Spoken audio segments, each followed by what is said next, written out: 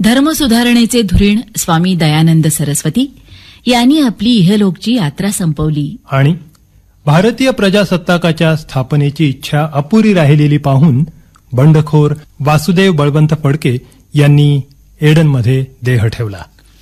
अतृप्त आकांक्षांनी विद्युतगर्भ बनलेल्या अशा या वातावरणात सोमवार 28 मे 1883 रात्री 10 वाजता नाशिक जवळच्या भगूरगावी विनायक दामोदर सावरकर यांचा जन्म झाला. दयानंद आणि वासुदेव बळवंत यांनी हृदयाशी बाळगलेली उद्दिष्ट आणि आकांक्षा यांना आता एकवट स्वरूप प्राप्त होऊन एक महान ध्येयवाद निर्माण होणार होता. एक नवा ध्वनी दुमदुमणार होता आणि एक नवा राष्ट्रवाद उदयास येणार होता. विनायक सावरकर यांना 6वं वर्ष लागलं तेव्हा गावातील शाळेत वडिलांनी त्यांचं नाव घातलं आणि आपल्या जन्मजात विलक्षण प्रतिभेची चुणूक दाखवण्यास त्यांनी सुरुवात केली. इतिहास आणि महाकाव्य यांच्यामधून त्यांना विशेष स्फूर्ती मिळाली होती. पुस्तकं आणि वर्तमानपत्र यांच्या वाचनाचं त्यांना इतकं वेळ होतं की जे कोणतं पुस्तक किंवा वर्तमानपत्र त्यांच्या हाताशी लागत असे ते अथापासून इतिपर्यंत संपूर्ण वाचून काढीत असायचे. सखोल बुद्धी आणि मानवी जीवनातील घडामोडींविषयी सावरकरांच्या अंगी असलेली अनिवार्य आस्था याचं एक उदाहरण इथं देण्यासारखं आहे. एकदा अरबस्तानच्या इतिहासाचं एक पुस्तक सावरकरांच्या हाती आलं. त्या पुस्तकाची पहिली पानं गेलेली होती. तेव्हा सावरकरांनी वडिलांना विचारलं, यात जिथून आरंभ आहे त्याच्यापूर्वी अरबांची स्थिती काय होती? त्यावर वडील म्हणाले, पहिली पानं फाटली आहेत त्यात ते असेल. ती पानं सापडली नाहीत म्हणून सावरकरांचा हिरमोड झाला. पण त्या हिरमोडासरशी त्यांच्या मनात अकस्मात प्रश्न उभा राहिला की पहिली पानं सापडली तरी काय? त्यात जेथून कोठून आरंभ झालेला असेल त्यापूर्वी काय होतं हा प्रश्न उरणारच ना. लहानपणी सहजच स्फूर्तीने सुचलेली ही कल्पना पुढं त्यांनी सप्तर्षी या कवितेत भव्योदात्त स्वरूपात मांडलेली आहे. पुण्यातील नामवंत वर्तमानपत्रामधून सावरकरांच्या कविता प्रसिद्ध होऊ लागल्या त्यावेळी त्यांचं वय होतं जेमतेम 10 वर्ष. या कविता एवढ्या लहान वयाच्या पण प्रौढ बुद्धीच्या एका मुलानं पाठवलेल्या होत्या ही गोष्ट त्या संपादकांना माहिती नव्हती. ज्ञानाचा दुर्दम्य हव्यास, तल्लख स्मरणशक्ती आणि मधुर बोलणं चालणं या गुणामुळे प्रत्येकाच्या मनावर सावरकरांची छाप पडत असायची आणि त्यांच्या उज्ज्वल भविष्यकाळाची साक्षही पटत असायची.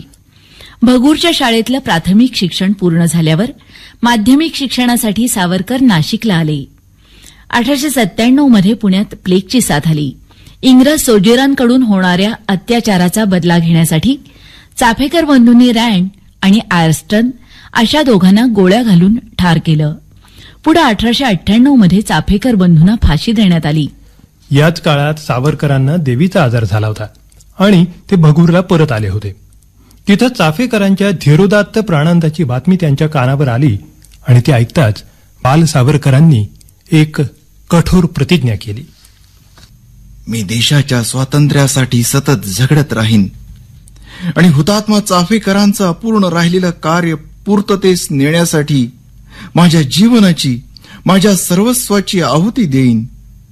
माझ्या प्रिय मातृभूमीमधून मी ब्रिटिशांना हुसकावून लावीन आणि तिला स्वातंत्र्याने श्रेष्ठत्व प्राप्त करून देईन.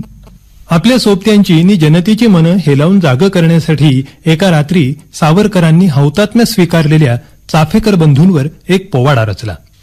प्राणांतीही नची चिकटली असत्य वाणी वदनाला, सत्य भाषणी श्री चाफेकर योग्य कान ते नमनाला. फाशीनाती यज्ञ वेदिका रक्त नाहली जी तुमच्या, सांडूनी हो त्याची राष्ट्र रणी सार्थक रक्ताचे अमुच्या.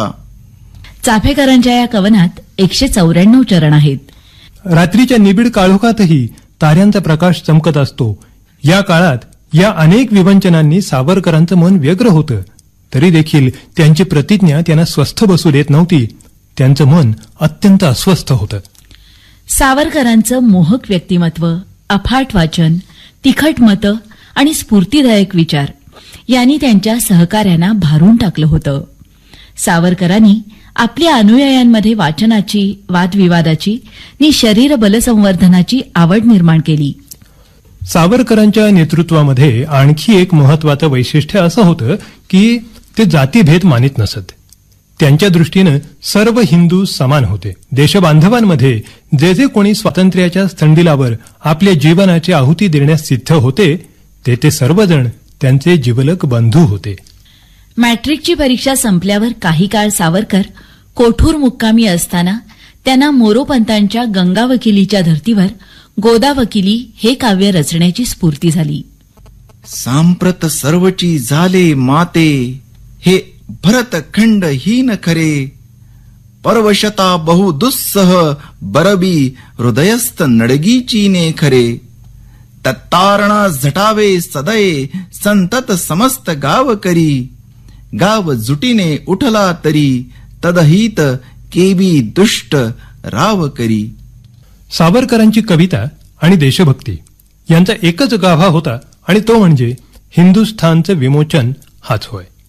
यावेळी त्यांनी लिहिलेल्या एका फटक्यात आर्य बंधू हो उठा उठा असे उद्गार काढले तर दुसऱ्या एका पदाच्या शेवटी त्यांनी म्हटलं, उद्धारा आर्य जना आर्य भूमीला, त्या स्वतंत्र छत्री आर्य ठेवण त्वरे, प्रार्थुनिया कार्याला लागणे बरे.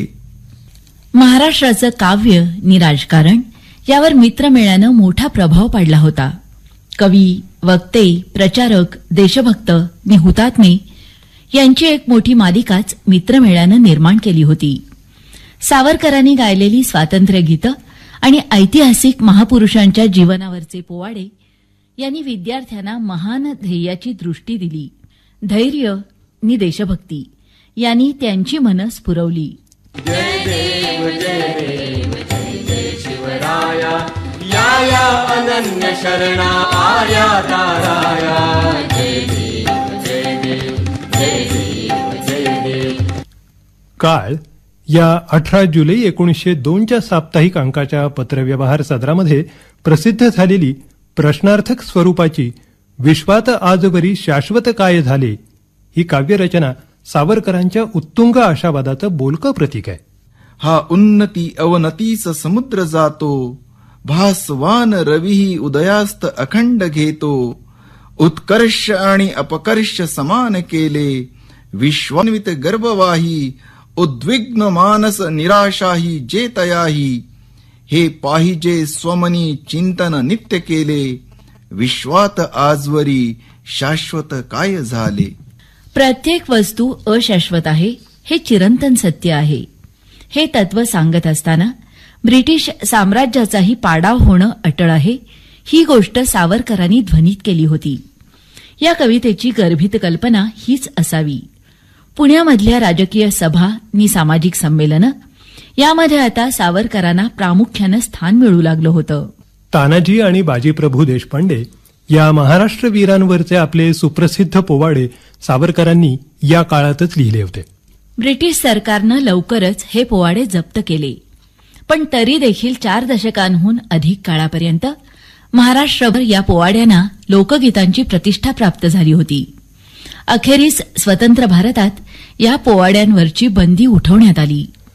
सावरकरांचं स्वतंत्रतेचं स्तोत्र, वीरांचे पोवाडे, फटके आणि कवने या साऱ्या स्फूर्तिदायक गीतांच्या सुरांनी सबंध महाराष्ट्र घुमून गेला होता, रोमांचित झाला होता. धन्य शिवाजी तोरण गाजी, धन्य चितानाजी, धन्य चितानाजी, धन्य शिवाजी तोरण गाजी, धन्य चितानाजी, धन्य चितानाजी, प्रेमे आजी शिवगडाचा पोवाडा गाजी, प्रेमे आजी सिंहगडाचा पोवाडा गाजी, प्रेमे आजी सिंहगडाचा पोवाडा गाजी. अशी सुरुवात करून 13 पद्यखंडात त्यांच्या पराक्रमाचं वर्णन केलेलं आहे.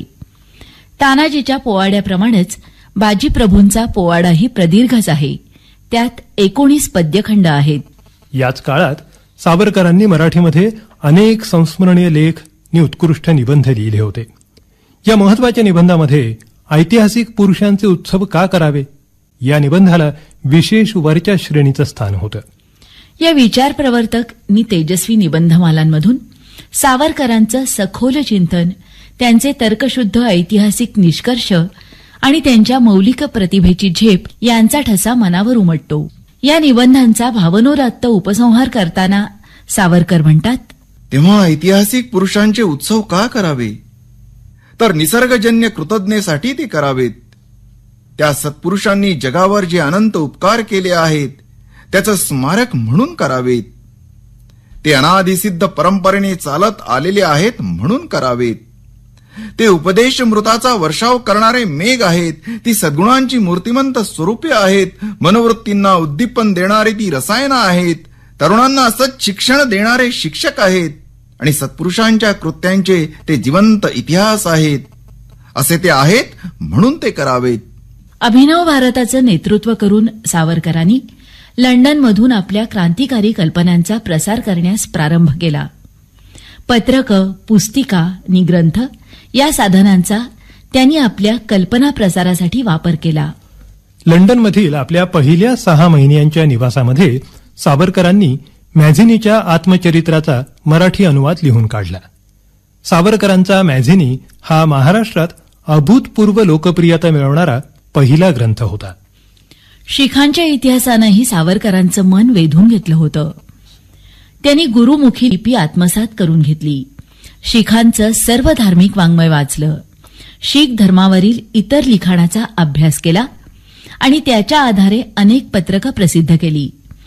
त्यांनी लिहिलेलं खालसा हे पत्रक शीख सैनिकांमध्ये वाटलंही जाऊ लागलं.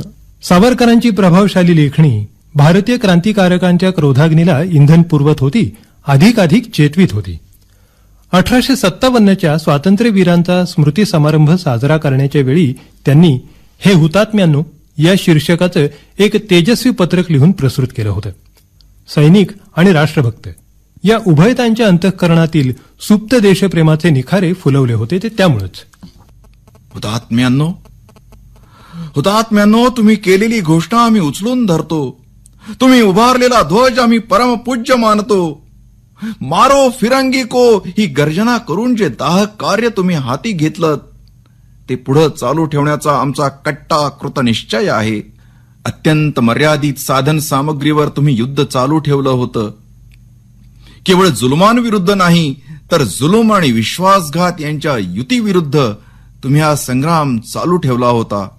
29 डिसेंबर 1908 कॅक्स्टन हॉलमध्ये गुरु गोविंद सिंगांची जन्मतिथी साजरी करण्यात आली. सकल जगामध्ये छान आमुचे प्रियकर हिंदुस्थान. सकल जगामध्ये छान आमुचे प्रियकर हिंदुस्थान. आपल्या लोकधुरीण बंधूंच्या अनुपस्थितीत बाबाराव सावरकरांनी बॉम्ब आणि पिस्तूल या साधनांनी महाराष्ट्रातील त्या काळची छोडो हिंदुस्थान चळवळ चालवली होती. 1909च्या नोव्हेंबरमध्ये बाबारावांची जन्मठेप काळ्या पाण्याची शिक्षा कायम केली. ही धक्का देणारी बातमी सावरकरांना समजली. तेव्हा लंडनमधून त्यांनी आपल्या वहिनीच्या अनावर दुःखात त्यांचं सांत्वन करण्यासाठी एक ओवीबद्ध पत्र लिहिलं. अनेक फुले फुलती, फुलोनिया सुकोनी जाती. कोणी त्यांची महती गणती ठेवली असे. परिजे गजेंद्र शुंडेने उपटिले, श्री हरीसाठी मेले. कमल फुल ते अमर ठेले, मोक्षदायी पावन. त्या पुण्य गजेंद्रा समची मुमुक्षु स्थिती भारतीची. करुणारवेती याची इंदी वर्षामा श्रीरामा. सावरकरांची पत्नी आणि त्यांची वहिनी येसुबाई या दोघींनी या पत्रातील आवाहनाला अनुरूप अशीच बाणेदार प्रतिक्रिया व्यक्त केली. त्यांनी सावरकरांना कळवलं, तुम्ही ब्रिटिश राजवटीविरुद्ध पुकारलेला पवित्र लढा असाच चालू ठेवा. फेब्रुवारी 1909 मध्ये सावरकरांचा लहान मुलगा हे जग सोडून गेला. वरिष्ठ बंधू बाबाराव हे जन्मठेप नि काळ्या पाण्याच्या शिक्षेवर गेले होते. कनिष्ठ बंधू नारायणराव हे नाशिक कटाच्या प्रकरणात पुन्हा पकडले गेले होते. सावरकर स्वतः ब्रिक्स्टन तुरुंगात खितपत पडले होते. सावरकरांचं अंतःकरण विदीर्ण झालं होतं. आपल्या कुटुंबाची ही वाताहत कोणत्या दिव्य आणि भव्य ध्येयाप्रित्यर्थ झालीय याचं त्या काव्यमय मृत्यूपत्रात वर्णन करून सावरकरांनी आपल्या वहिनींना स्मरण दिलं होतं. हे मातृभूमी तुझला मन वाही येले, वक्तृत्व वांगवी भवही तुझ अर्पी येले.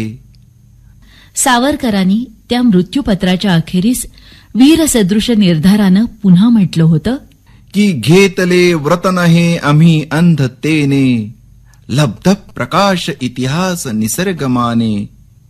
जे दिव्य दाहक म्हणून असा वयाचे, बुद्ध्याची बाण धरिले करी हे सतीचे. प्रयागचे राम हरी हे सावरकरांचे मोठे भक्त होते. स्वराज्य नावाच्या एका हिंदी साप्ताहिकाचे ते संपादक होते. अंदमानात कोठड्यांच्या अदलाबदलीमध्ये त्यांना एकदा सावरकरांच्या कोठडीत ठेवण्यात आलं होतं. तिथं भिंतीवर लिहून ठेवलेल्या सावरकरांच्या मराठी कविता त्यांनी तोंडपाठ केल्या होत्या. अंदमानातून सुटून आल्यावर रामहरी यांनी त्या कविता कलकत्याला नारायणराव सावरकरांना म्हणून दाखवल्या. त्यांनी त्या उतरूनही घेतल्या. 1922च्या उत्तरार्धात त्या कविता कमला या शीर्षकाखाली प्रसिद्ध करण्यात आल्या. अंदमानात उमललेल्या काव्यसुमनांचा संग्रह रानफुले या समर्पक शीर्षकाखाली प्रसिद्ध झाला होता. कमला, गोमंतक, सप्तर्षी, विरोहोच्छ्वास, महासागर या कविता आपल्या परीनं पूर्ण असल्या तरी एका अपुऱ्या राहिलेल्या महाकाव्याचेच ते वेगवेगळे भाग आहेत. बेडी, कोठडी, जगन्नाथाचा रथोत्सव, निद्रे आणि मरणोन्मुख शय्येवर या कवितांना तत्वचिंतनाची बैठक आहे. लोकांचा आक्रोश होता पोटासाठी, पारतंत्र्य विमोचनासाठी नि त्याकरिता आवश्यक असलेल्या प्रेरणेसाठी.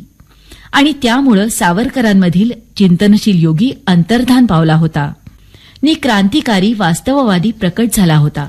असं असल्यामुळं कर्मत्याग नाही तर कर्मयोग हे सावरकरांच्या जीवनाचं नि वाङ्मयाचं पालुपद बनून राहिलं होतं. आत्यंतिक मानवी हितासाठी सावरकर लढत होते. स्वदेशाचं स्वातंत्र्य हा त्या मानवी हिताचाच एक भाग होता.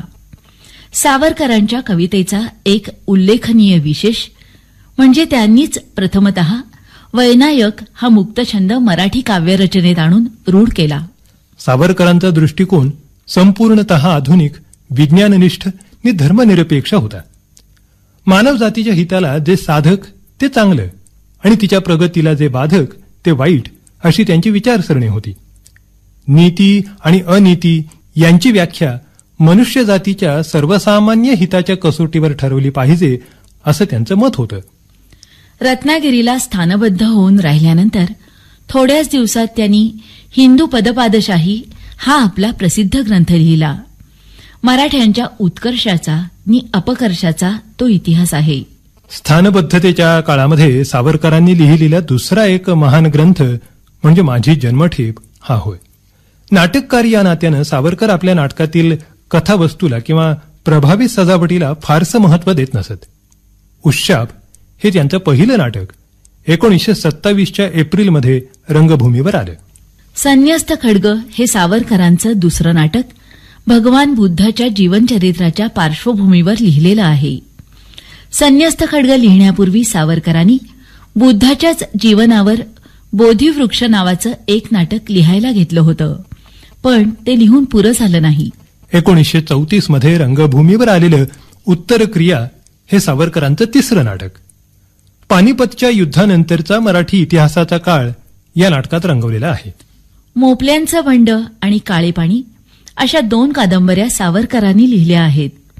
या सुमारास सावरकरांनी रानफुले या नावाचा एक नवा कविता संग्रह प्रकाशित केला. भारताच्या इतिहासात सावरकरांनी कीर्तीची हाव ठेवली नाही, लक्ष्मीची आराधना केली नाही आणि वैयक्तिक मोठेपणाची हाव बाळगली नाही. भारताच्या इतिहासात सावरकरांनी कीर्तीची हाव ठेवली नाही, लक्ष्मीची आराधना केली नाही आणि वैयक्तिक मोठेपणाची हाव बाळगली नाही.